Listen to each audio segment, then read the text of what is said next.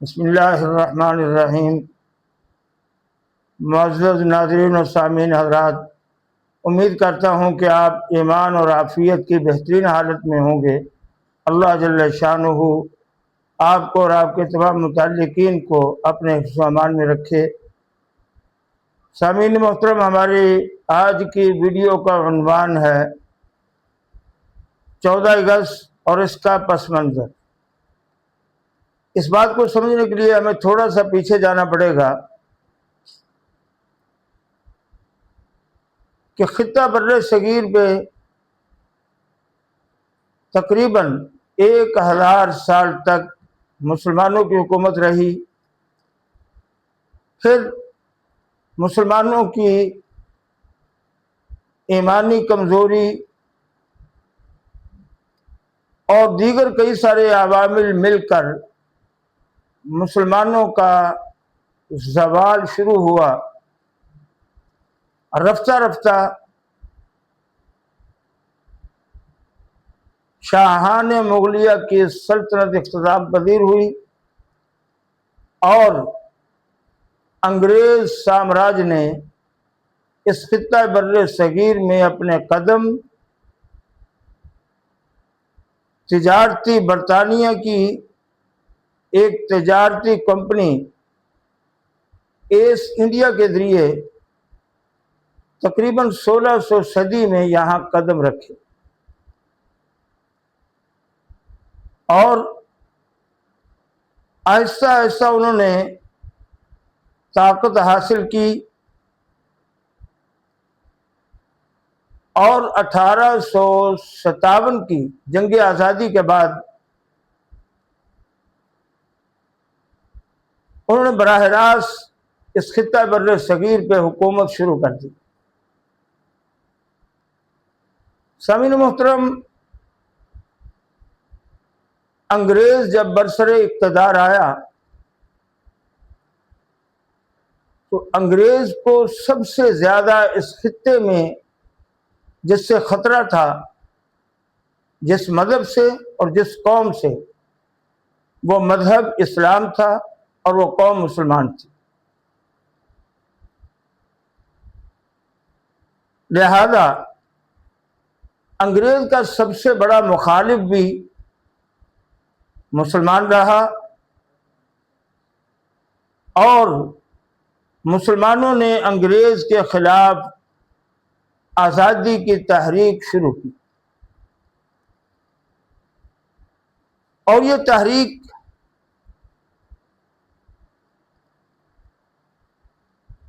کبھی تحریک خلافت کی صورت میں سامنے آئی،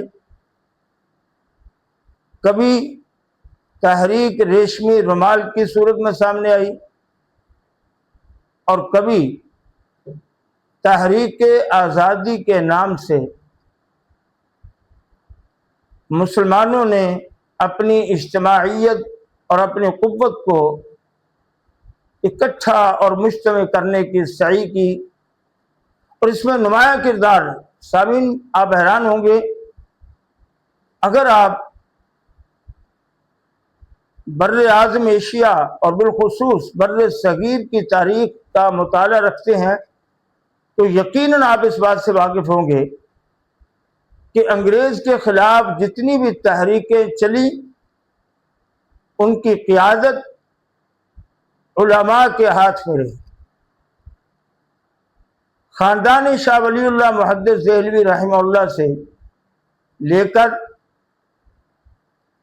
سید عطا اللہ شاہ بخاری رحمہ اللہ اور مولانا محمد علی جوہر رحمہ اللہ تک، درمیان میں دیگر بہت سارے اکابرین، مختلف تحریکیں مختلف میدانوں کے اندر مختلف مواقع کے اوپر مختلف انداز میں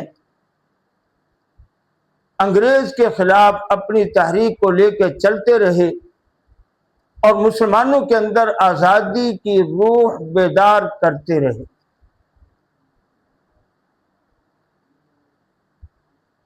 حضرات محترم،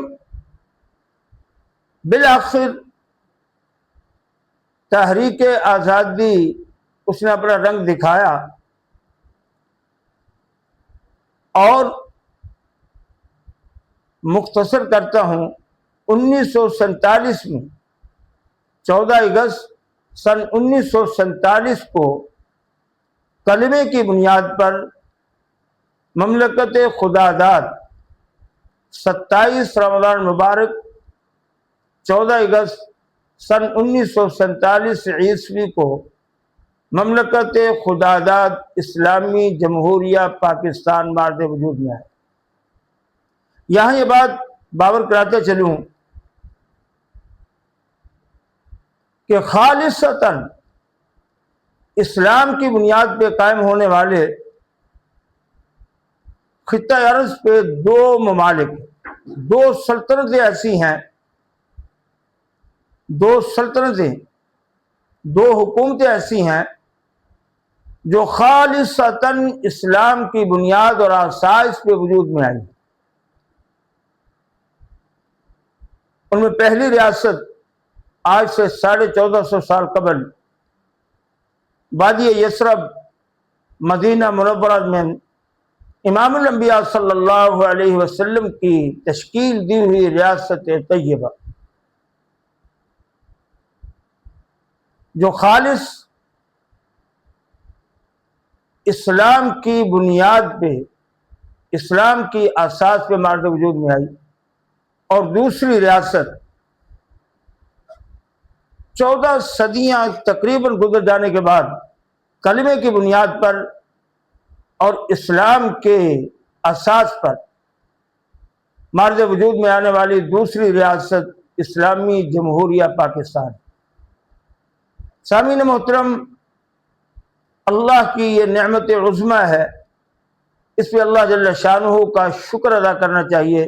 یہاں میں یہ بات ضمناً عرض کرتا چلوں کہ ریاست پاکستان، جس کا نام اسلامی جمہوریہ پاکستان ہے،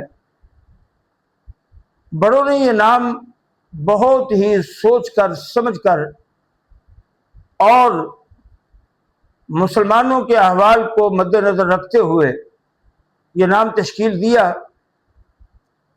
اس خطے کی جغرافیائی حیثیت کو سامنے رکھتے ہوئے، مسلمانوں کی اس وقت کی حالت کو مد نظر رکھتے ہوئے اس مملکت خداداد کو اسلامی جمہوریہ پاکستان کا نام دیا گیا۔ یہاں یہ بات سمجھنا بہت ضروری ہے کہ انگریز سے آزادی لینے والی دو بڑی قومی ہیں بر صغیر کی، اور دو بڑے مذاہب ہیں بر صغیر کے، اور یہ دونوں مذاہب ایسے ہیں جن کا آپس میں بہت سخت ٹکراؤ ہے، لیکن یہ دونوں قومیں اپنے اپنے نظریات، اپنے اپنے افکار اور اپنی اپنی ترجیحات کے باوجود دونوں قومیں ہی انگریز سے آزادی چاہتی۔ ایک ہے ہندو مت اور دوسری ہے امت مسلمہ۔ دونوں نے اس کے لیے کوشش کی، لیکن جیسے میں شروع میں عرض کر چکا ہوں کہ انگریز سامراج کے خلاف جو قربانیاں، جو کاوشیں مسلمان اور مسلم لیڈروں کی ہیں، ہندو اس کے عشر عشیر کو بھی نہیں پہنچے۔ یوں کہا جائے تو بے جانی ہوگا کہ دراصل انگریز کو اس خطہ بر صغیر سے واپس بھاگنے پہ مجبور کرنے والے مسلمان، ہاں آٹے میں نمک کے برابر ساتھ ہندو بھی شریک ہوئے، لیکن بڑے دکھ کے ساتھ ایک بات کہنے لگا ہوں، انشاءاللہ آئندہ مجالس کے اندر بھی وقتاً فوقتاً یہ چیزیں سامنے آتی رہیں گی۔ یہاں میں بڑے کرب اور دکھ کے ساتھ ایک بات عرض کرنا چاہتا ہوں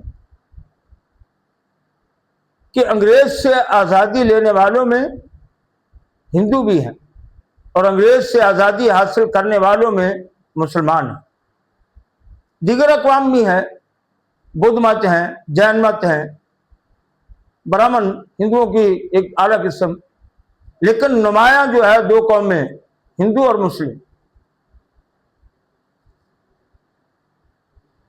78 برس بیت گئے، انگریز کو بھگا دیا اور ہم نے نعرہ لگا دیا کہ ہم آزاد ہو گئے۔ میں ایک بڑی باریک سی بات عرض کرنے لگا ہوں،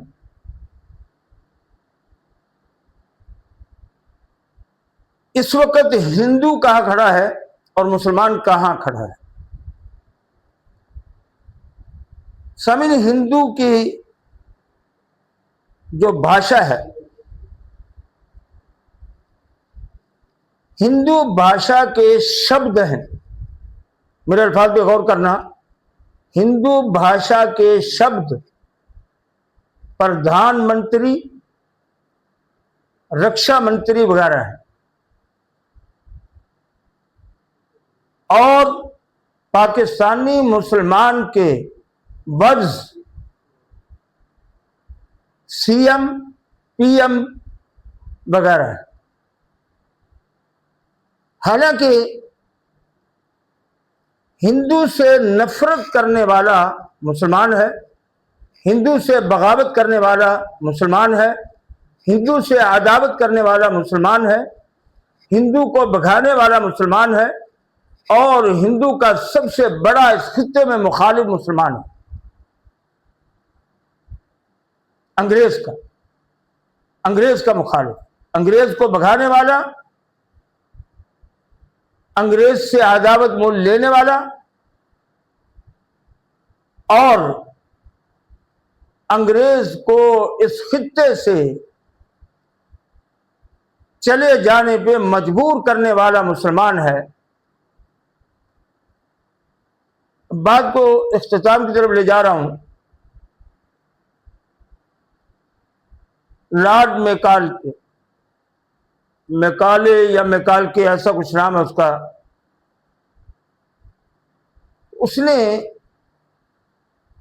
جاتے ہوئے ایک بڑی عجیب بات کہہ دی، کہنے لگا میں اس خطے میں ایسا نظام تعلیم رائج کر کے جا رہا ہوں کہ جس میں یہ لوگ پھنسے رہیں گے، آزاد نہیں ہو پائیں گے۔ حضرات محترم، پاکستان کا مسلمان کہاں کھڑا ہے؟ اس سے پوچھا جائے کہ تیری مذہبی زبان کیا ہے، تو یہ کہتا ہے میری مذہبی زبان عربی ہے۔ پاکستان کے مسلمان سے پوچھا جائے تیری سرکاری زبان کون سی ہے، وہ کہتا ہے میری سرکاری زبان انگریزی ہے۔ پاکستان کے مسلمان سے سوال کیا جائے تیری قومی زبان کون سی ہے، کہتا ہے میری قومی زبان اردو ہے۔ عجیب ملغوبہ ہو گیا کہ عجیب کشمکش میں مبتلا کر دیا گیا۔ میرے اس خطہ پاک کے مسلمان کو وہ تذبذب کا شکار ہے، اسی وجہ سے ایک طبقہ ایسا پیدا ہوا جو خالصتاً اسلام بیزار، اور ایک طبقہ وہ جو خالصتاً اسلام کا علم بردار، اور اکثریت اس خطے کے باشندوں کی، اس مملکت خداداد کے باشندوں کی وہ ہے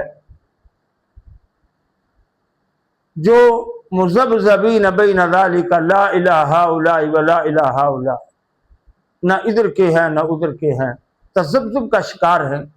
ہم کیا کریں؟ چاہتے ہیں اسلام اور جکڑے ہوئے ہیں انگریز کے قوانین. لمحہ فکریہ ہے، غور طلب بات ہے کہ ہم کیا انگریز اور اس کے قانون سے آزاد ہو گئے ہیں یا ابھی ہمیں آزادی لینی ہے.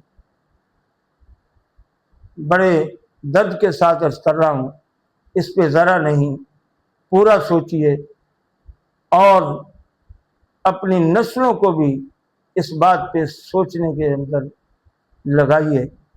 اللہ رب العزت ہم سب کا حامی و ناصر ہو. پاکستان زندہ باد، پاک آرمی پائندہ باد. السلام علیکم.